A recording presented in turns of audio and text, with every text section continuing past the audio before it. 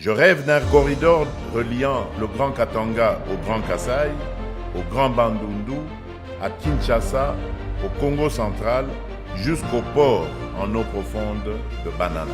Ce vœu du président de la République démocratique du Congo, c'est le corridor de Banana, un investissement d'État qui prend corps grâce à l'Agence congolaise des grands travaux. Pour ce faire, elle finalise sur la route nationale numéro 1 les 850 derniers kilomètres qui rendront carrossable tout son linéaire de 3300 km partant de Sakania à la frontière avec la Zambie dans la province du Haut-Katanga au port de Banana sur la côte atlantique dans la province du Congo central. Elle traverse ainsi plusieurs provinces clés, le Haut-Katanga, le Lualaba, le Olomami, le Kasaï oriental, le Kasaï, le Kwilu, le Kwango, la capitale Kinshasa et enfin le Congo central.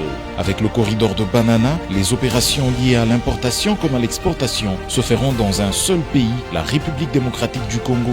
Il sera ainsi possible d'exporter les produits miniers, ceux agro-pastoraux et ceux issus de nos forêts par la nouvelle porte de sortie que sera le port de Banana. Réduction des coûts logistiques, création d'emplois, stimulation de l'industrialisation et du commerce, amélioration de la compétitivité de la RDC sont autant d'avantages que tirera le pays avec le développement du corridor de Banana. Fin 2027, toute la RN1 sera carrossable de bout en bout et le premier quai du port de Banana sera mis en service pour l'opérationnalisation du corridor de Banana.